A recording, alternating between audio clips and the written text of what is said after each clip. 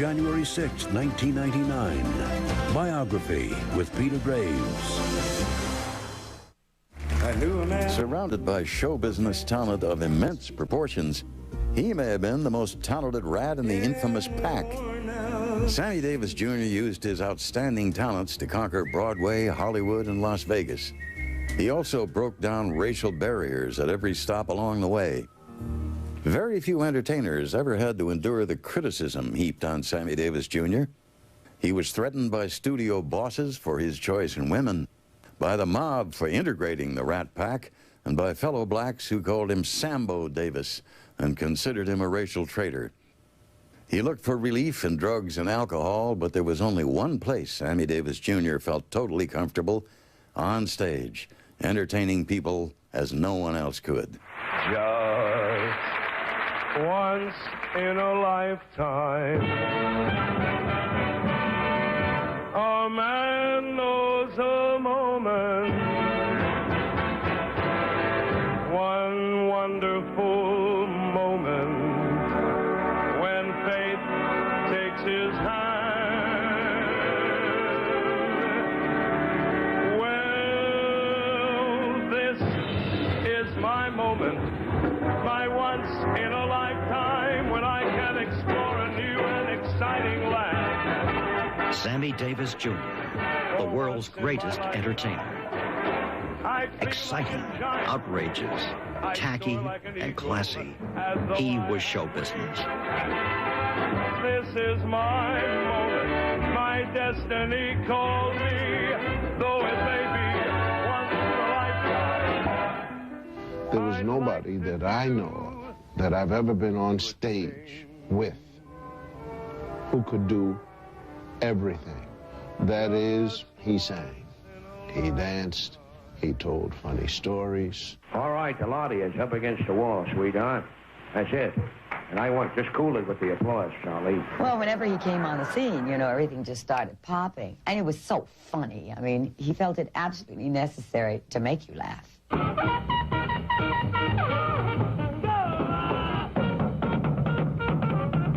When Sammy Frankendean hit Vegas, hit the Strip, or hit a club, or hit a restaurant, the whole town came alive. Ladies and gentlemen, Bob the host.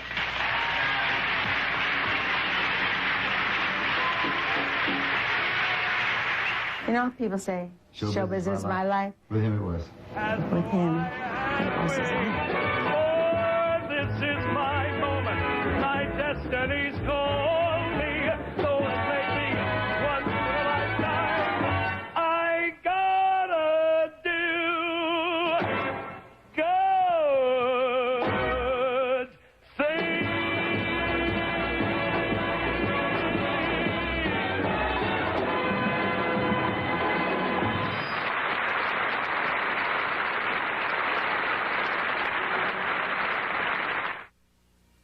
I'd be glad being there around.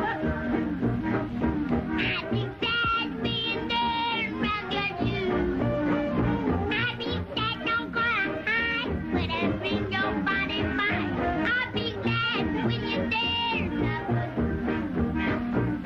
Sэмmi Дэвис Jr. was born into show business on December 8, 1925. His father, Sam Sr., with Will Mastin's Holiday in Dixieland, what was then known as an all-colored review. His mother, Elvira, was one of the show's chorus girls. I worked with them until maybe about 2 weeks before Sammy was born. That's why he got the talent.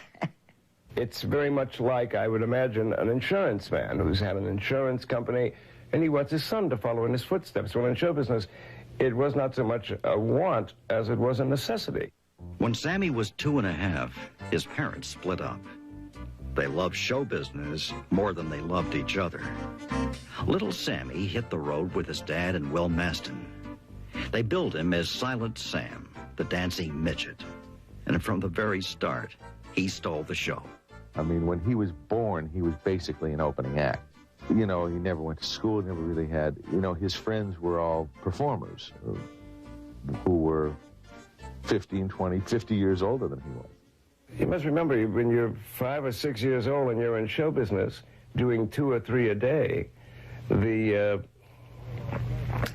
you can wear long pants and everybody else is out, you know, wearing short pants and looking scuffy, and you're looking like a little, well, as I was advertised, the 44-year-old midget, you know.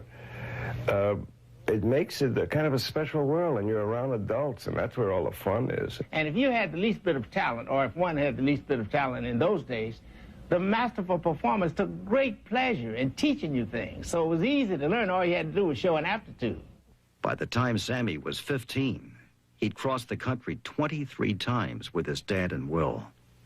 One thing he'd seen very little of was prejudice. His dad and Will made sure of that. When they were forced to sit in the colored sections at restaurants down south, they'd tell Sэмmi it was because people were jealous of showfolk. And showfolk didn't care about color. The only thing that mattered to them was talent. Take the boy singer with Tommy Dorsey, Frank Sinatra. He was already on his way up when he introduced himself to Sэмmi. They were on the same bill in Detroit in 1941. It was the beginning of one of the most famous friendships in show business. Frank Sinatra, as a friend, he is the kind of guy that every kid in the neighborhood back east where I come from, like in New York, you had one buddy like this. Sometimes you lost touch with him and you never saw him again. But you always had one guy that you said to yourself in your heart, this is my friend. He is my friend, and he is, to me, one of the nicest human beings I've ever known in my life. But Sэмmi wouldn't always have friends like Frank Sinatra or his dad and Will around to protect him. December 7th, 1941, a date which will live in infamy.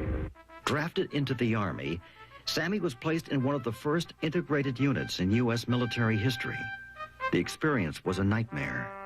Captain Craig, who was the head of Special Services, his assistant was a female, fairly attractive lady, and she came over to ask me, did I want to get into Special Services? Obviously, this was observed by a group of guys, and they saw me talking to her and this, that, and the other. 2 or 3 days later, I was in a service club, and the cats grabbed me outside. Said, you want to be white, you're going to talk to white women and all this. And these were all white guys. And a scuffle ensued, and they took me and stripped me off and painted me white. At first, Sэмmi fought back with his fists. But then he discovered he had an even more powerful weapon to fight prejudice: his talent. They had never seen a black man do Jimmy Cagney or Jimmy Stewart or any of the popular guys. So I started doing it in the Army when I got with this integrated group. The white guys would laugh, and the black guys would look at me like this. When Sэмmi got out of the service, he took stock of his life. He knew he wanted people to like him and treat him with dignity. But without looks, money, or an education, how could he get what he wanted? There was only one way. He had to become a star. He realized that he was going to be famous. And he used to sit back in the dressing room and practice signing his name. Sэмmi Дэвис Jr. And he worked on that real hard. Reuniting with his dad and Will, Sэмmi began doing more than just dancing. He began singing and doing impressions. The first night, we were working at a place called Shep's Playhouse. At the opening night, I step up and I say, thank you very much. It's nice to be out of the Army. I got something that my dad and uncle don't know that I can do. We talked about it, but I never got a chance to do it for them. I'm going to do it for you nice folks tonight. And I said, how about Jimmy Stewart? You know, well, gee whiz, I'd really like to say that it really is a pleasure to be back among my own folk. And well, they went, rah! We got off the stage, people were standing. We got into the dressing room. My father said, if you ever do that again, I'm going to kill you. By 1946, the trio got their first gig in what was soon to become the entertainment capital of the world, Las Vegas. Because this little thing about the boogie piggy, it did the boogie all the way home. Oi, guys, boogie piggy. Oi, guys, boogie piggy. Oi, guys, boogie piggy with the oink. On stage, they were a smash. But off stage was another story. Black acts couldn't even come in the front door of a hotel. Black acts working in Vegas couldn't stay in the hotel. And this was Lena and Harry Belafonte and Nat Cole, because there was a very hard color line. New York wasn't much better. When Sэмmi went with friends to see Frank Sinatra at the Copacabana, he was turned away at the door. But the next night, Frank made Sэмmi come back and walk in by himself. Sэмmi had broken down a barrier, and it wouldn't be the last. The Will Mastin Trio, starring Sэмmi Davis Jr., was about to get its biggest break. If you were in vaudeville and had graduated to presentation and then graduated into saloons, nightclubs, every time you walked on the stage, if you were an opening act, you prayed that that show, that night, there would be someone who was sitting in the audience and very much vis-a-vis as the movies do, hey, kid, you're the guy we've been looking for. Yes, there was a night like that. It was Academy Awards night, 1952. The trio was opening for Janice Page at the hottest club in Hollywood, Ciro's. Yeah, he was supposed to do about 10 or 15 minutes. And he hit the stage with about a 30-foot knee slide and went into a tap dance routine you could not believe, then went into vocal impressions. Now listen to you, Muggs. You know this is Wise Guy. This is Robinson, that's right. Eddie Robinson, that's me. And then he played every instrument in the band, did a couple of dramatic songs, then told a bunch of jokes, and the place went nuts. After 25 years in show business, Sэмmi Davis Jr. was an overnight success. The other night I saw the Will Mastin Trio and one of the greatest hunks of talent I've ever seen in my life, Sэмmi Davis Jr. Backstage after the show, Eddie gave Sэмmi a mezuzah, a Hebrew charm containing blessings for good luck, health, and happiness. Sэмmi wore it from that moment on, and luck was with him. Decca Records signed him to a long-term contract. His first single, Hey There, went to the top of the charts. In Vegas, he broke the long-standing color line when the Frontier Hotel offered the trio its best suites while they appeared there. But one night, Sэмmi forgot to wear the mezuzah. It was the night his career and life almost ended. Sэмmi was driving with a friend from Vegas to L.A. for a recording session when the car alongside him suddenly tried to make a U-turn in front of him. As Sэмmi hit the car, his head smashed against the steering column. Then Sэмmi became aware of the blood streaming down his face. Just before he lost consciousness, he fell to his knees and prayed, begging that the stardom he'd worked all his life for wouldn't be taken away from him. You're watching Sэмmi Davis Jr. on Biography. Days after the car accident, Sэмmi Davis Jr. regained consciousness, only to find out the crash had cost him his left eye. Frightened, Sэмmi wondered if he'd ever perform again. But with the encouragement of friends like Frank Sinatra, Tony Curtis, and Humphrey Bogart, Sэмmi began to regain his confidence. Less than 3 months later, they were all sitting ringside when Sэмmi made his triumphant comeback at Ciro's in Hollywood. Well, he was nervous, and he had an eye patch on, and the place was jammed. There were stars as far as you could see it. And he came out that night and absolutely pulverized an audience. And the next day, I think certainly everyone there and everyone who heard about it generally accepted the fact that this was maybe the biggest talent that we'd ever seen.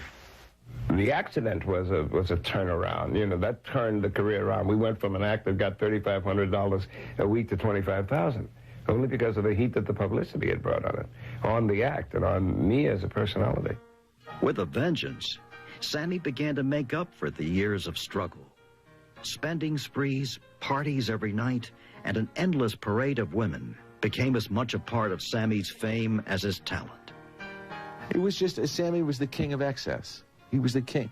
He worked his ass off, and he worked 50 weeks a year. Worked his ass off. Made a lot of money, spent a lot of money, and did everything he wanted. And if he couldn't afford it, screw it. He'd do it anyway and figure out a way. There was no middle gear with Sэмmi. He would be asleep for a few hours a night, and from the time he got up, it was what they call pedal to the metal. He went for it. I went crazy, went bananas, you know, because you want to buy all the things you can never have. Then you start, we all have fetishes and toys that we like to have. And you start living beyond your means, which is the oldest story in the world, which makes performers notorious. Sэмmi was the hottest act in show business. The offers kept pouring in. But Sэмmi wanted more than TV guest shots and nightclub gigs. In 1956, he got it. The three figures you see approaching are the men who really break it up for the Mr. Wonderful audience of 6 nights a week here in Manhattan. And here they come, one of the most exciting acts in entertainment history, the Uilma Mastina Trio, starring Sэмmi Дэвис Jr. The show, Mr. Wonderful, was fantastic for many reasons. The first act was the play, the libretto. The second act was cleverly his club act. You could just sit back and just say, hey, I am being entertained here myself, even though I didn't pay a ticket. Most of all, I'm being taught. It was just the most phenomenal experience. One of the many I've had in the theater, but that's right up there at the top. Sэмmi was the toast of Broadway for nearly a year. But when the show closed, there were problems. Sэмmi was still working with his dad and Uilma Mastina, and the talk in the business was that Sэмmi would be better off on his own. And then all the bookers throughout the country, they did not want anything to do with Uilma Mastina or Sam Sr., and Sam wouldn't hear of it because his allegiance was to his father and his uncle who brought him all this way. Thank you very, very much. You know, ladies and gentlemen, I must be completely honest and say that people are always asking me about these two gentlemen. They say, why does a kid work with his dad and uncle? He does all of the work, all of those kind of ideas. But I would like to state, in my humble opinion, that these two gentlemen give me more class, just standing on either side, than I could ever hope to attain out here for an hour by myself. They just, you know, were part of the act until they just literally couldn't do the time step anymore. There were even bigger problems for Sэмmi. Walking the fine line between pleasing white audiences and maintaining his roots in the black community wasn't always easy. Sэмmi had to exist in both worlds. And certain people who didn't have acceptance in both worlds used to get pissed seeing Sэмmi have that acceptance. People who wanted what Sэмmi had. People were constantly putting Sэмmi down, except for the group that would come to see him. What Sami's fellow performers wanted more than anything else was Sami's versatility. So when we saw him perform, when he reached his optimum level of exposure, we just did what we call go back to the woodshed. We all developed more aspects of our own talents than we had previously attempted to do. For all his success, Sэмmi still hadn't escaped prejudice. In New York, he was given the cold shoulder when he tried getting into swank night spots like the El Morocco and the Stork Club. Hollywood wasn't exactly colorblind either. Sэмmi literally had to beg for the chance to do a dramatic role on TV. When he finally got one, the show's sponsor, fearful of upsetting viewers in the South, kept the program on the shelf for months. I'm not your papa. Joey, don't you know I'm not your papa? Look, I don't need you, kid. I don't need you, Joey. I'm in the Army and I don't need you.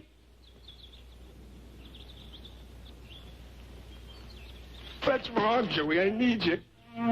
Joey, I'll be back for you. Honest, I'll be back. Joey, look at me. I love you, Joey, and I'll be back for you. Not long after, he landed the part of Sportin' Life in the film version of Porgy and Bess. For a movie buff like Sэмmi, it was a dream come true. He loved not only to do them, but to watch them. Yeah, movie buff. He knew every. Whenever we were on the road one night, there was some actor in a film. We couldn't remember his name, so it was called Sam. And all we did was describe the picture, and he said Albert Basserman. He knew who it was. I mean, it was like he had a sense of film history. Controversy followed Sэмmi back to Hollywood when he began dating Kim Novak. There were rumors they were going to get married. There were also rumors that Kim's boss, Columbia studio chief Harry Cohn, had asked the mafia to bust up the romance. Whatever the reason, Kim and Sэмmi stopped seeing each other. About the same time, Sэмmi stirred up even more trouble when he announced he was converting to Judaism. I know that at a certain time in his life, he was looking to fill in some blank spaces in his life.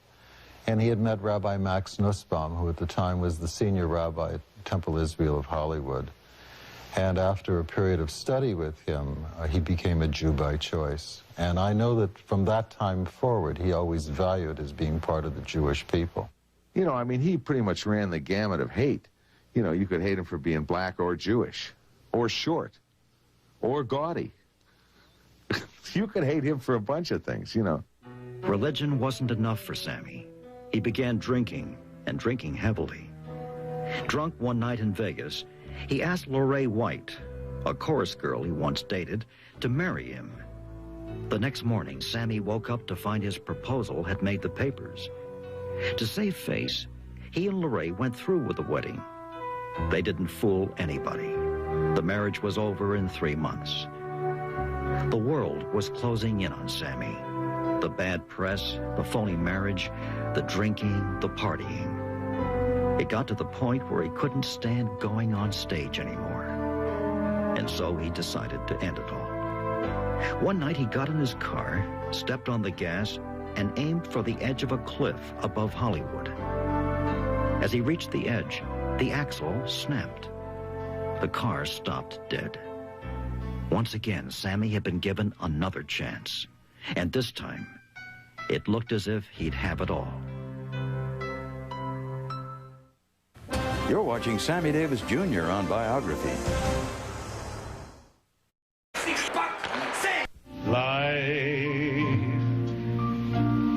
Life is a woman, an endless surprise, always opening up your heart and closing your eyes. Her name was Mai Britt. She was starring in a remake of Marlene Dietrich's The Blue Angel, when Sэмmi spotted her while having lunch at 20th Century Fox. When he asked his friends about her, they told him, forget it. Mai wasn't into the Hollywood social scene. Sэмmi wouldn't listen. He pursued her the way he had pursued stardom. He never gave up. Sэмmi was on a roll. Not only was he in love, he was making entertainment history. The Rat Pack had come to Vegas. While shooting the film Ocean's 11, Sэмmi, Frank Sinatra, Dean Martin, Joey Bishop, and Peter Lawford were appearing on stage together at the Sands Hotel. Every night was like a party. What'd you come up with, Daddy? I don't know, but I'm gonna make one more turn with this, and there ain't no writing on it. We under arrest, Daddy. Does that say LM on there? Yeah, long mother. Yeah. You know, when he used to be on the same stage as Frank, and he used to come off the stage and he said, now let him pass that. Why can't I fall in love just like any other man? And maybe then I'll know what kind of fool I am.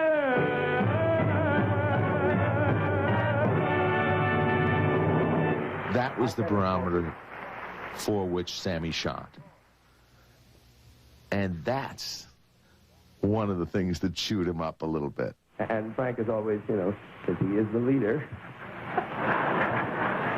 he's thinking all the time, you know, making up little games to play like, let's punch someone out, things like that. Yeah? It's wonderful, and he, you know, people are always writing down notes and requests for songs for Frank or Dean and myself to sing, and Frank said, let's play cards. You know, at night, those people decide, you know, the loser sings the song. So I'd like to sing a couple of songs for you. Frank was his idol. He loved Frank, and Frank loved him. Sэмmi probably had one big flaw, is that he wanted to be Frank. He wanted to live like Frank. He wanted to spend like Frank. He wanted to do what Frank did. Well, it's difficult even for Frank to be Frank. Sэмmi was so loyal to Frank that he and Mai postponed their wedding until after the 1960 presidential election. Frank and the Rat Pack had campaigned for John Kennedy, and Sэмmi didn't want to hurt JFK's chances of getting elected. I, John Fitzgerald Kennedy, do solemnly swear that I will faithfully execute the office of President of the United States. The night before the Kennedy inaugural, Frank staged an all-star gala. Everyone was there. Everyone but Sэмmi and Mai. The president's aides thought his and Mai's presence might offend Southern politicians. Sэмmi couldn't believe it. If the President of the United States could do this to him, he wondered if things would ever change. Free at last! Free at last! Thank God Almighty! We are free at last! August 1963, the Civil Rights March on Washington. Sэмmi was one of the 300,000 people who marched that day. But for him, the best way to break down doors was still through his talent. We were in Puerto Rico, and he called a meeting, as he was wont to do anytime he felt like it. He said, look, this is the way this situation is going to work. Every time I hit the stage, I'm giving 150%. Say, I hope you won't mind or you don't feel offended if I ask you for 110. And that's where it went, all the time. No matter however he was feeling or whatever, that's the way it went. He always felt he could do anything on stage. And he lived for the audience. He was never fearful of the audience. And he would work at things, for example, he would do things with twirling a gun and fast draw, and he was brilliant at it. I spied a young cowboy wrapped up in white rain.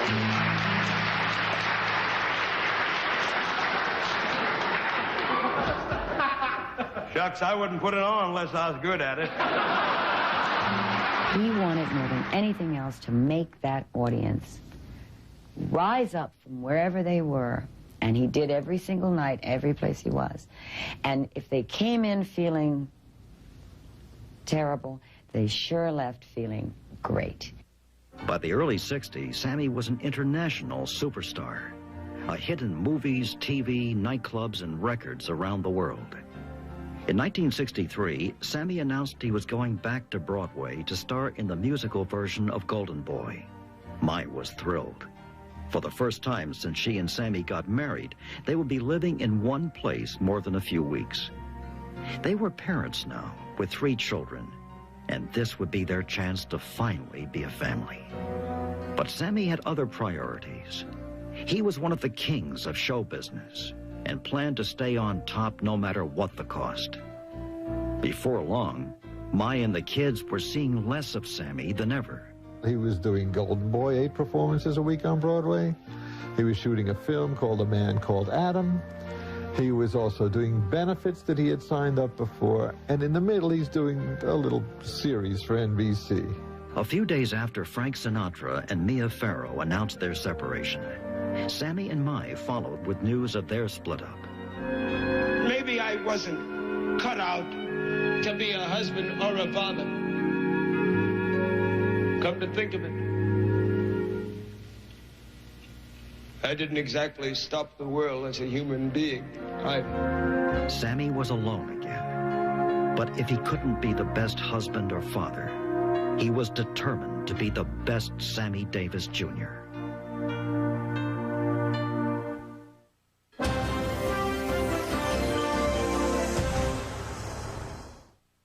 Enjoying tonight's biography on A&E and you want to learn more about famous lives, then you'll love your local Barnes & Noble bookstore. Lose yourself in more than 150,000 titles. Browse the newsstand. Savor the cafe. Let your kids explore the wonders of reading and visit the exclusive biography section where you'll find a wide selection of biography videotapes and biography magazine. It's all at Barnes & Noble, the book lover's second home. It seems seems that I'm the only one that I have been thinking of. The day his wife and kids moved out of the house, Sэмmi Дэвис Jr. lost everything he had personally. But professionally, at least he still had the love of the people who really mattered, his audience. In the late 60s, they saw a new Sэмmi. Sэмmi wanted to be all things to all people. Sэмmi was always running for office. You know what I mean? If Mick Jagger became hip, Sэмmi wanted to throw on the bell-bottoms or whatever it was, or the... You're talking about all this crazy... it's the psychedelic era. But in the middle of the happening, a tragedy. Reverend Martin Luther King crusaded for civil rights through peaceful demonstrations. An assassin's bullet felled King as he stood on the balcony of this motel. The night of the assassination, Sэмmi went on every TV station in New York to plead for calm. I beg them to hold their emotions in check, particularly during the period of mourning that we have for a man who stood for something. We cannot desecrate what this man stood for. The assassination of Martin Luther King and of Bobby Kennedy a few weeks later sent Sэмmi into an emotional tailspin. Not only were they heroes to him, they were friends. Sadness and tragedy and complete sort of void and emptiness. I just hope that the assassinations that have been going on in America and that unwanted violence will not, maybe my people will come to their senses and stop it, because we can't afford to just keep killing each other. Sэмmi began drinking more than ever.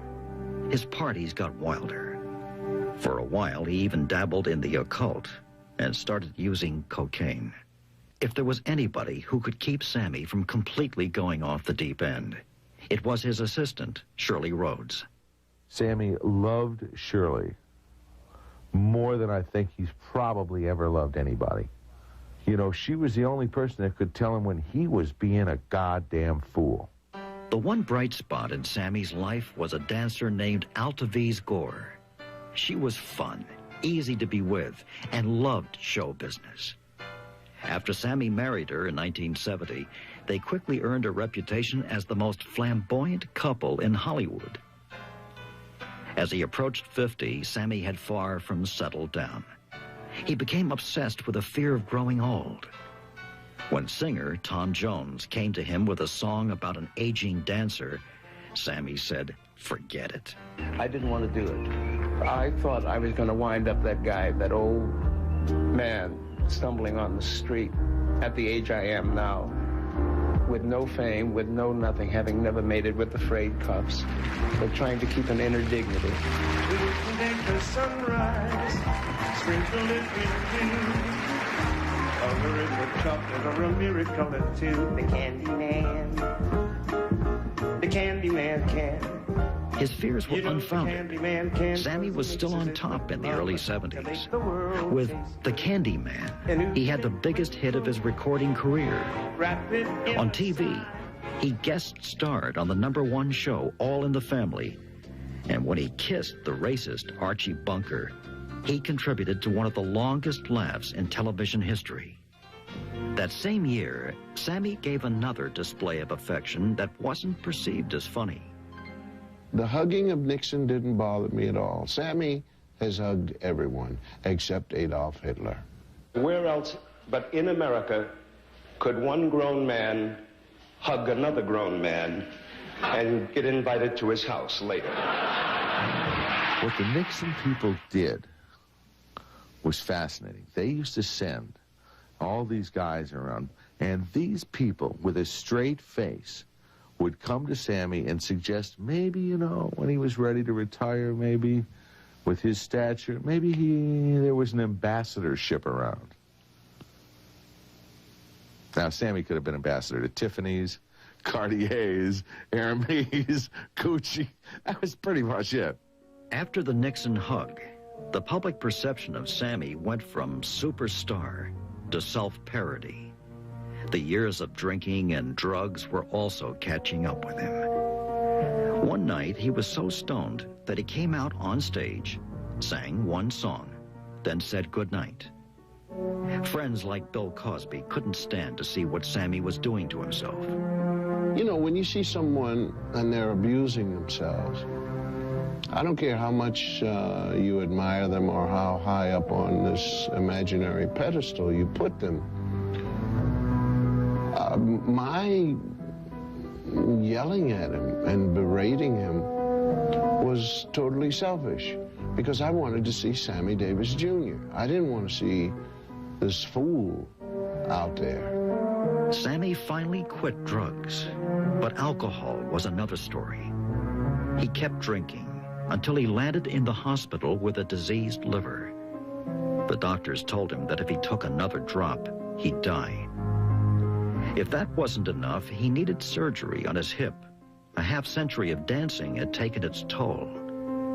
Then, as Sэмmi was just about ready to get back on stage, he was struck by another blow.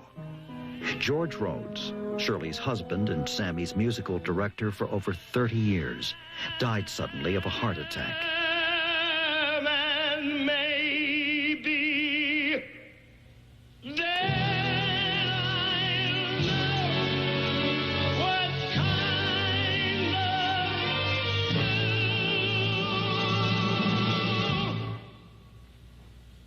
I am. Sэмmi wondered if it was time to pack it all in.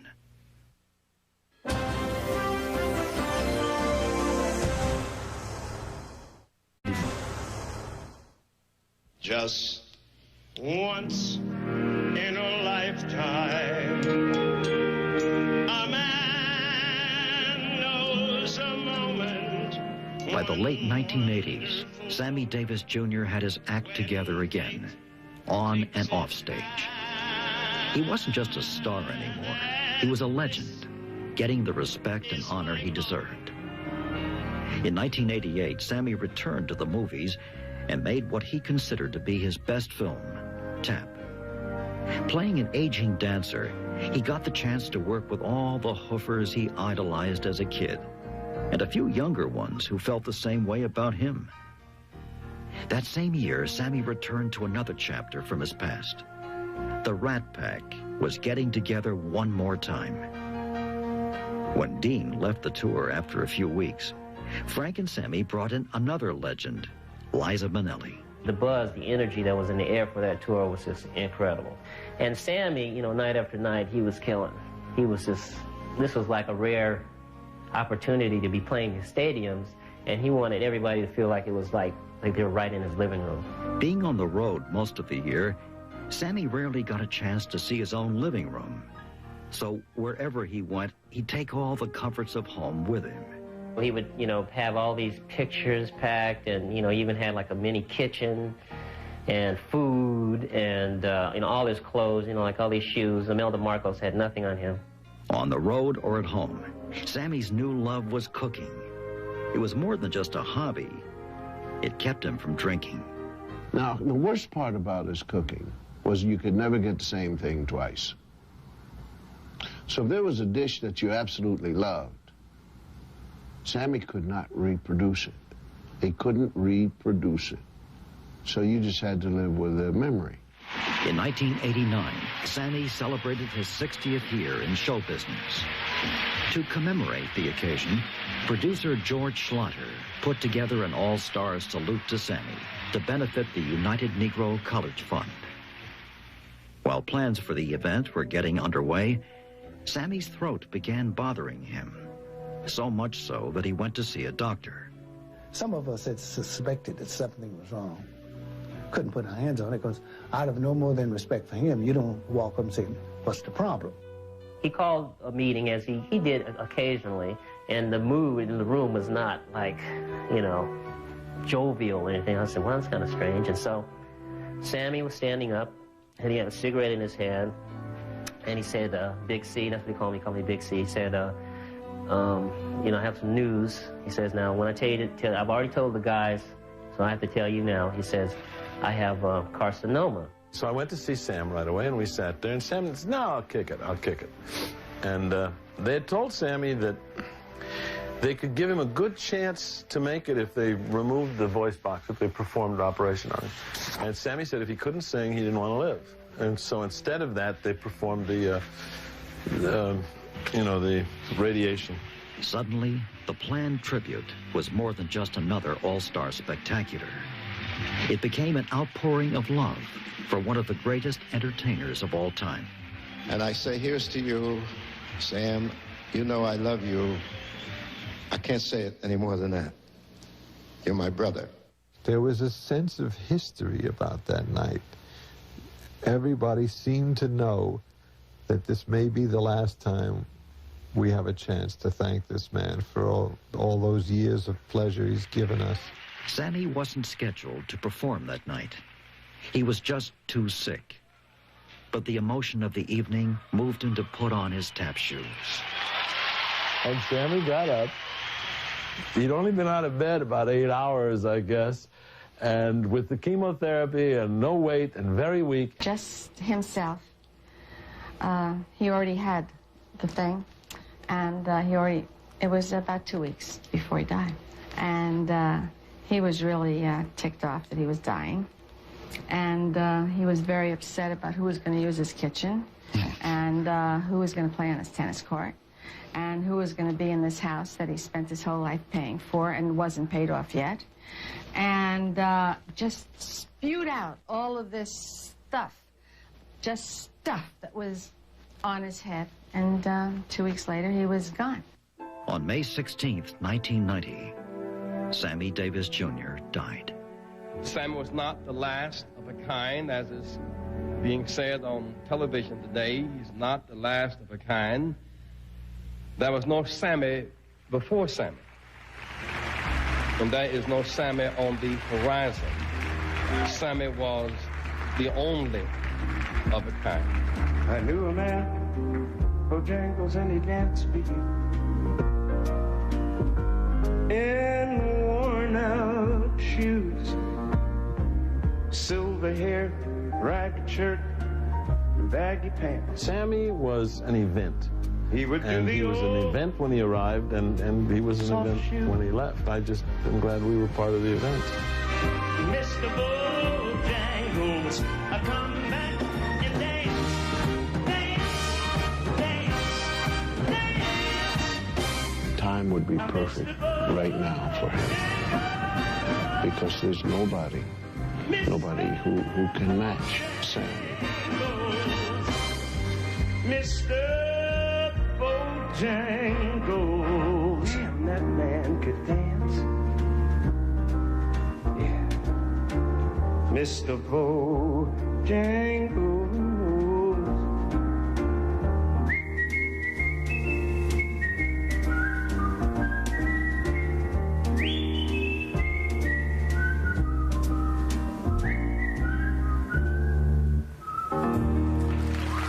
As we've seen, Sэмmi Дэвис Jr. did everything big. He was famous for spending twice as much money as he made, and he died owing millions of dollars in taxes. The government sold his homes and auctioned off his worldly goods. Sэмmi's widow, Altaviz, was forced to work at minimum wage jobs and move in with her parents. It took her 7 years to reach a settlement with the government. She recently commented about her husband by saying, "The true story of Sэмmi Дэвис Jr. has not yet been told." Altaviz Davis promises to write a book and set the record straight. Tomorrow on Biography, Ava Gardner. I'm Peter Graves. Thanks for watching. If you are having a party and you don't know who to bring, if you are having a party. Now, they may have been called the Mickey Mouse Mob, but their antics were far from comical. The LA Mob on American Justice, next on A&E. Don't go to Tony Newley. Don't go to Frank Sinatra. Don't go to the Beatles. The Beatles, all right, you can go to. Don't go to anybody else but me. And remember my name. Please remember my name. My name is Sэмmi Дэвис. My name is Sэмmi Дэвis. My name is Sэмmi Дэvис. My name is Sэмmi Дэvis. My name is Sэмmi.